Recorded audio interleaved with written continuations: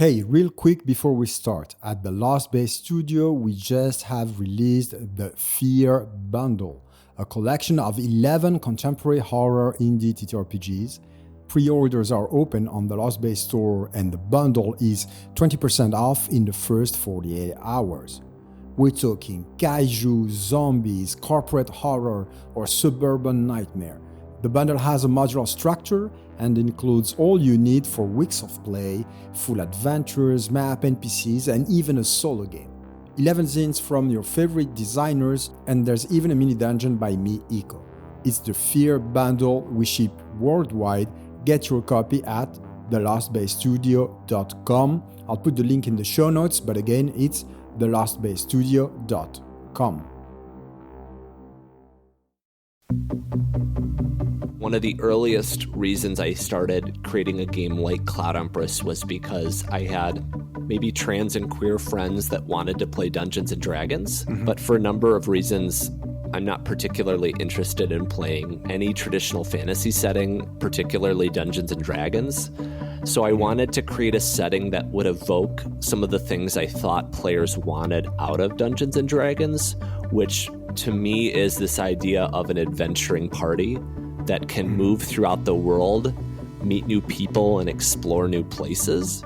I wanted to leave behind the notion that in order to do exploration and adventure, a person would need to steal from the world around them or to kill as a primary verb or action. So what exists beyond stealing and killing? Well, it turns out there's a lot, but those things often are, it seems, more difficult to replicate or take more risk to play in a role-playing game space.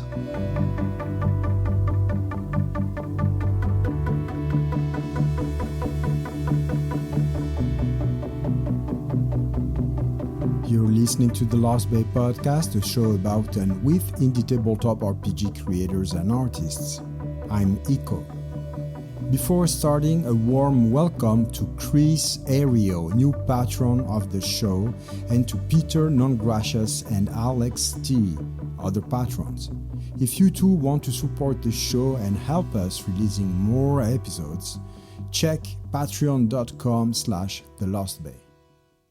Today my guest is Watt, designer of Cloud Empress, a fucking awesome game if you ask me. Cloud Empress is an ecological science fantasy RPG where characters roam in a world ruled by the patterns of giant psychedelic cicadas. The game is visually uniquely beautiful. It has a retro-futuristic 70s vibe. It's an extended campaign setting for the science fantasy RPG Mothership, but actually it's more than a setting. It's a whole new game fully compatible with Mothership, with so many additional features like magic or a new character creation procedure. The game is kickstarting right now. I'll drop the Kickstarter link in the comments. You should check it and if you can, back it. And now without further ado, here's what. I started playing role-playing games in college, so it's not that difficult to remember my first session. We were playing Pathfinder First Edition. I was sort of the forever game master, so before I ever got to play, I had to start being the game master as sort of the catalyst for playing. I had some players that were playing some other maybe 4th edition campaigns, and they were interested in playing as a group of friends that we knew each other from high school. And before playing RPGs, were you, I don't know, as a teenager or a kid into imaginary worlds? I have a pretty active imagination, and I was into a lot of nerd media, I would say.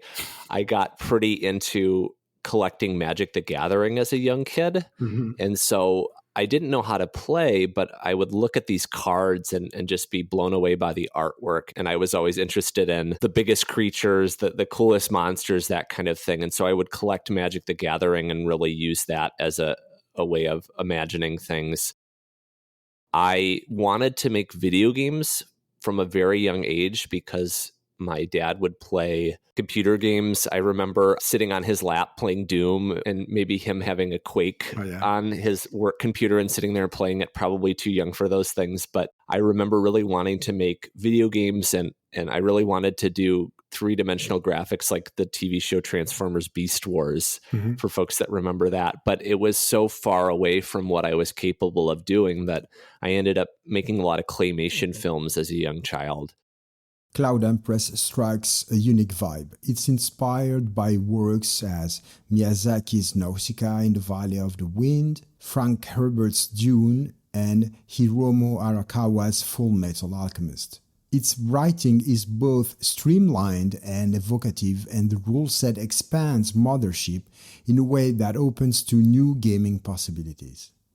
One of the primary starts was wanting to include magic in the Mothership RPG system. I really was drawn to the way that particularly magic systems, magic items, magic spells in tabletop role-playing games could do things that were truly unique to the role-playing game space. Items that you really could never design in a video game because it would be so difficult and there's so many things to consider.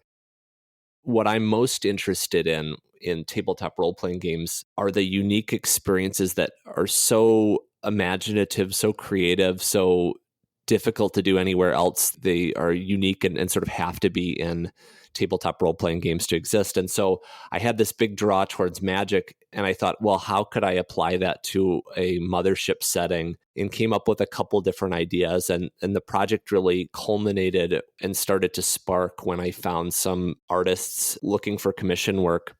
So as Watt was doing research for this project, they stumbled across a group of artists called Catapulta. Encountering those artists had a decisive impact in the development of Cloud Empress. I remember seeing their artwork and seeing that they were open for commissions, and I had seen them previously on Twitter and was so excited that they were taking work on that I hopped into their email and said, oh my gosh, I'd love to work with you. But I didn't really fully have a project yet. But I kept sending these commissions, and every week I'd be like, wait, no, let's change that. Let's do that differently. I would commission sort of a piece at a time. And as those pieces were coming together, I would start to think about what kind of world does the artwork depict as I'm writing it. And this was also tremendously helpful in the marketing of Cloud Empress. My first project was about 200 backers. It was a pretty small project in the indie tabletop role-playing game scene. It's called Hot Stuff on Shore Leave, and I had done some other smaller projects beyond that. But yeah, that was a really cool project, by the way. Oh, thank you. But sharing the work while you're making it really draws people in, especially if you have visual elements. And yeah. For the last 6 to 8 months, I've been sharing artwork from Cloud Empress, and I have a little bit of a following of folks that have been waiting to get their hands on the game. So a couple of questions about those artists. Their work is truly super evocative, super strong. What is it that you saw in their drawings that attracted you, The two artists, Pabita and Garen, they work together and they have somewhat different styles, but they use the same black and white ink on paper style. So first there was a cohesion to both of these artists' work, and they were both taking commissions. So that was great. Yeah. The second thing was we had a lot of the same inspirations, and there were little touches. Some of the eyes that Pabita draws really do remind me of a Miyazaki film. It's not derivative work, but there are certain little touchstones that conjure in my mind and bring forth this connection to some of my favorite Hayao Miyazaki works, in particular Nausicaa and the Valley of the Wind, which we both love. The creator of Mothership, Sean McCoy, talked about how Mothership's success is in part because it chooses a very unique visual style. It's messy, it's horrifying, it's imperfect, it's punk. Yeah. And what I look for when I'm making my own artwork and when I'm commissioning artwork, does this look like anything else anyone's seen? And that doesn't mean that it needs to be executed better than anyone else, but what is a piece of artwork that really stands out and really looks different than the things around it? One of my goals with Cloud Empress and my other projects is that someone could look at a single page and identify the game that it's in. I think you've reached that point already. Like, the game is not out yet. I mean, you're kickstarting it right now, but you've already established a very strong visual identity. I mean, it's very well executed, and not only the art, but like the art and the layout style, which goes along with it. Yeah, I think I could recognize like, yeah, Cloud Empress, I don't know, NPC or page, if it popped on my feed on Twitter right now. That's great to hear. The final thing that I really appreciated about both Pabita and Garen's artwork was many of the characters had a haunted look in their eyes. There was a deep sadness to many of the pieces of the artwork that I saw, and I only recently identified this, but there's an interplay between the tenderness and connection that I want players to feel with each other and the world, and also the hollowness, the isolation, the dangers they face from a world that doesn't seem to care about them in the way that it would be great if it did. You quote Dune as an inspiration, and I find it similar in a way. It has a very deep universe, but there are lots of gaps left for the enjoyment of the reader or the player. I spent the first 2 or 3 months of the project designing the character sheet. One of my favorite things about Mothership is everything you need to generate a character is on the character sheet, except for a few tables that you'll have to roll on. It's all right there, and it teaches you how to create a character and how to play as you're using a single US letter size piece of paper. And so I wanted that to be part of Cloud Empress, and I knew that that was an important DNA element to Mothership that I wanted to replicate. I started with 25 character classes because I wanted to explain the world through the different character classes and jobs in it. But I realized that was a little much. I realized I could share the different identities of the people that might be traveling in the world, first and foremost, through 4 jobs. The other piece, as you mentioned, I have a real aversion to tabletop role-playing games that have pages and pages of lore. And my largest pet peeve that I sometimes talk about, or my largest aversion, is when a game starts with 2 to 5 pages of a timeline of the world's history. So that's something I think I've really learned in part from great literature, from great science fiction, science fantasy, but also from one of my major inspirations from software games, Elden Ring, Dark Souls. They tell stories through the items that you pick up, through the spaces you navigate, through the clothing that different characters you fight or engage with wear. And it creates a space where it respects the audience's ability to make their own judgments and disseminate information, which I feel is something that is really honorable. I think it's really meaningful when a creator allows their audience to make their own conclusions, but also supports their ideas with enough context that they can have those conclusions. Cloud Empress, everything is mutable, everything changes somehow, and even the characters are restless. There's travel, both physically and metaphorically, like things changing, passing. Is that correct? Is that something you recognize, or? That's really interesting. I have been thinking about my own work from a lens of writing a lot of characters that are trapped. Oh, yeah.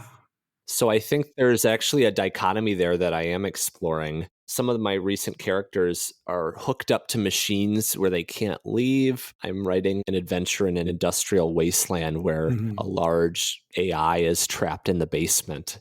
And what kind of experience does that AI have? But I do think that one of the earliest reasons I started creating a game like Cloud Empress was because I had maybe trans and queer friends that wanted to play Dungeons and Dragons. But for a number of reasons, I'm not particularly interested in playing any traditional fantasy setting, particularly Dungeons and Dragons. So I wanted to create a setting that would evoke some of the things I thought players wanted out of Dungeons and Dragons, which to me is this idea of an adventuring party that can move throughout the world, meet new people, and explore new places.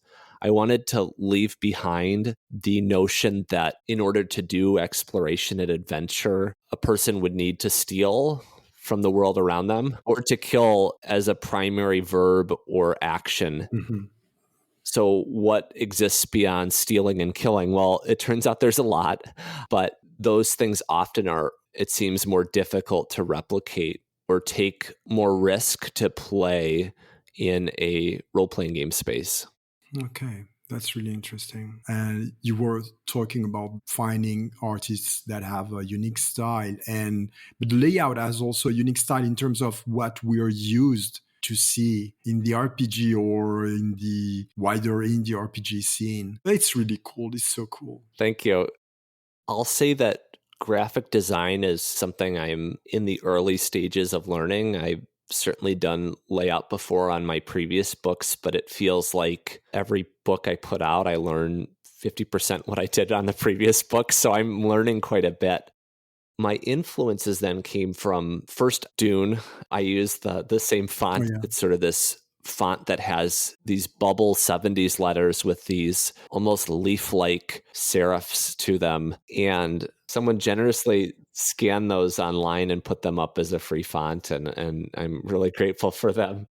The other big inspiration I had was a comic artist, graphic illustrator named Lando. Mhm. And I had picked up a book by Lando at a record store / thrift shop / zine store in, I want to say, Nashville, Tennessee. Mhm. It had this really scratchy, inky style. But the thing that really struck me was it had these line graphic design elements that looked very 70s on the cover, and it was printed on yellow paper with this pinkish salmon color font, Mhm. and it looked like it came from the 70s. Wow. And I thought, wow, this is genius.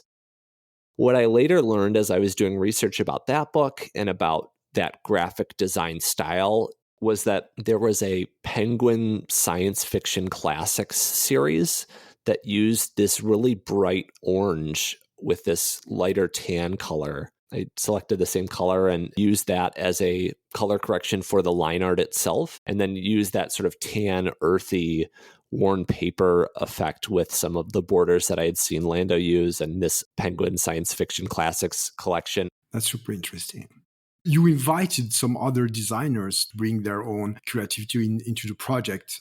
It's Alfred Valley, Joel Hines, Kiana Shaw, Sebastian Yu, and Sam Lee. Yeah. So those are the 5 creators that I've invited and commissioned onto the project. That's an awesome roster, and we're establishing a very strong universe with this Kickstarter that looks very much like the beginning of something, actually. And you were inviting in this first foundational moment of Cloud Empress universe other creators to work on your universe. Why? What's the desire behind that? The primary reason that I brought on this group of creators to create these pamphlets, first is I just really like their work. Yeah, sure. I'm really excited to see what they're going to come up with. But I would say that the largest reason is that I didn't want to be the expert on this world. Mhm.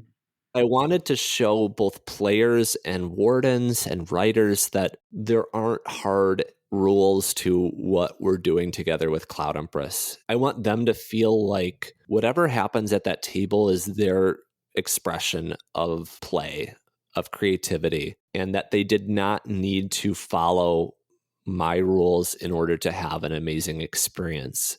Put what you want in there. I am trying to create a setting that's firm enough that people understand what they're looking at and that entices people to play, but not one that's so rigid as to feel limiting or like a wrong answer is right around the corner if I don't read the book 8 times. That's a really cool design goal, actually. And to build on that, I've seen on the Cloud Empress website a note about the third-party license, which sounds very much like you were inviting folks who are interested in working on Cloud Empress to get in touch with you. And that's very cool, like building, involving, and growing a community around your own project, which is, by the way, very much a Mothership's philosophy too. We haven't spoken about Mothership yet. It's a really cool game. It's a really beautiful game. And it's a really cool community too. Extremely productive, creative. So I was wondering, how did you decide to build your game as a hack of Mothership, basically? Which is, correct me if I'm wrong, it's not super frequent, right? There's a lot of adventures and supplements from Mothership. But I know Cloud Empress is a campaign setting, but it looks like really like a hack of the game itself. So how did you pick that game to build your own?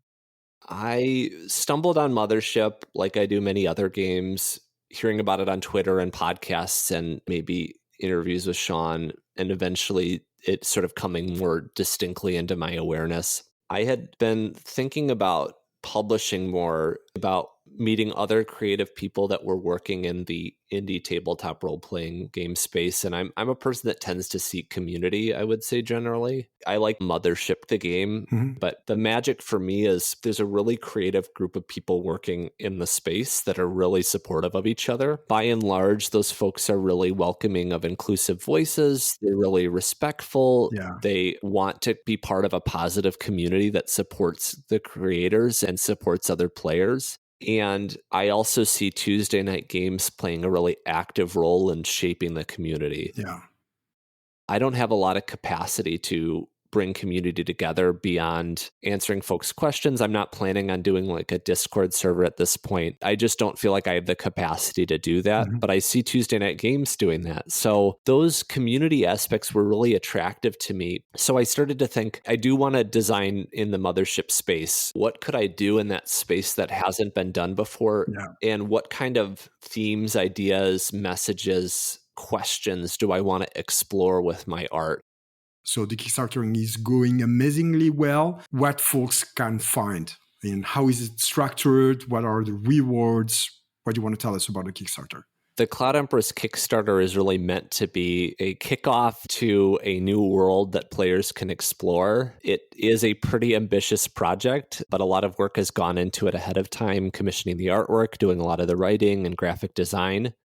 So there is a rule book which covers all the rules that you would need to play Cloud Empress with a foundation of Mothership. And then it also includes a setting book, which is what's looking like 84 tile hex map that players can explore with 5 different biomes, different regions in the world, and 5 different adventure locations that folks could go on. The rulebook also includes an introductory adventure. That's a lot. That's already like weeks of games. Yes, that's the sort of core experience. And folks can use that with existing Mothership characters being transported into this strange new world with all new items and spells and magic and all that kind of stuff. Cool. Or you could create your own characters, obviously, in the setting.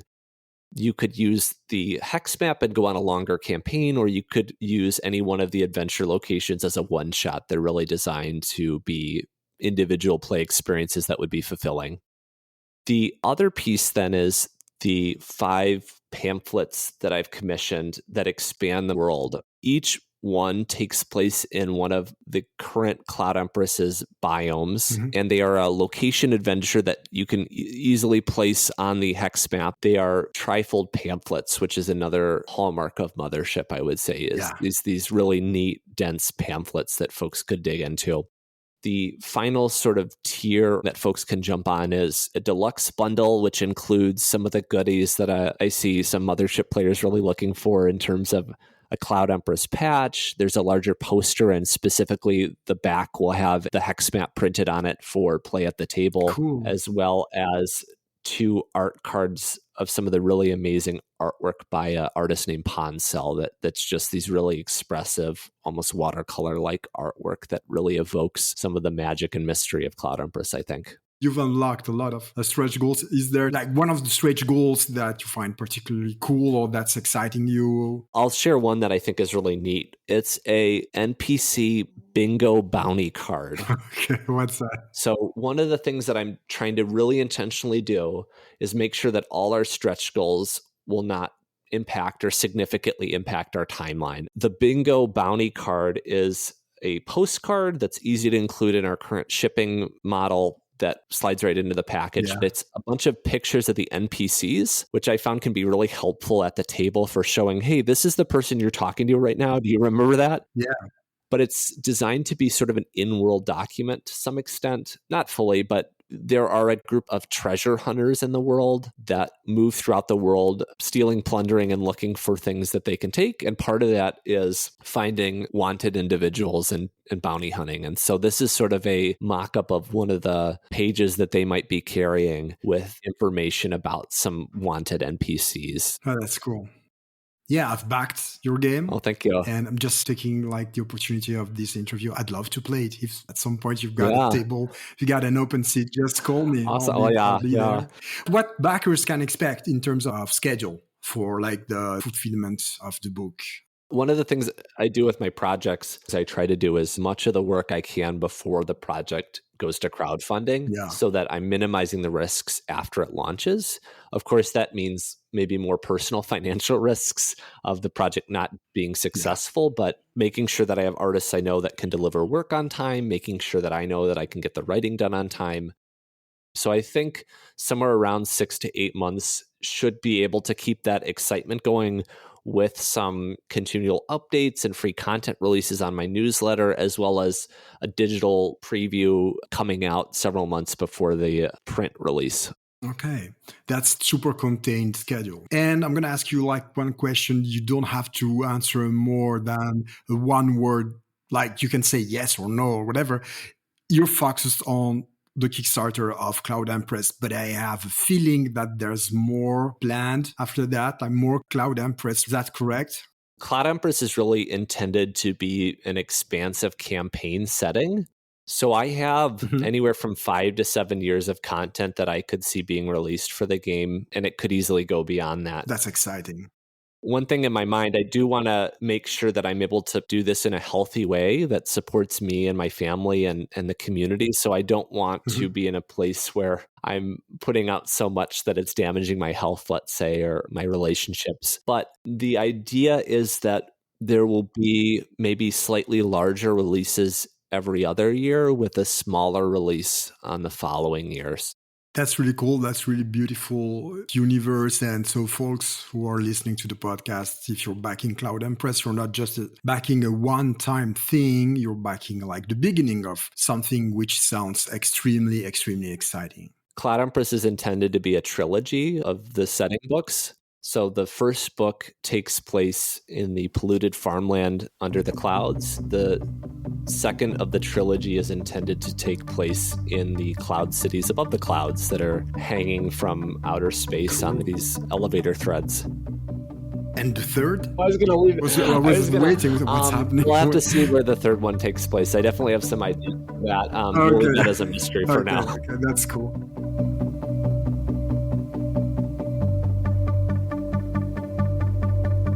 That was What, designer of Cloud Empress. The game is still kickstarting. Check the link in the show notes. A ton of cool stretch goals have been unlocked, and if you can, don't miss this opportunity, folks. It's really a great, great game. You've listened to the Lost Bay podcast, a show about and with indie tabletop RPG creators and artists. It's produced and edited by me, Eco. Additional editing by Jay Stautman. Music is by Avery Eyes. If you want to reach out or check the amazing zines and bundles we publish, head to our site, thelostbaystudio.com. There's always new, fresh, super curated, cool zines in the catalog. Thanks for listening, and until next time, stay well.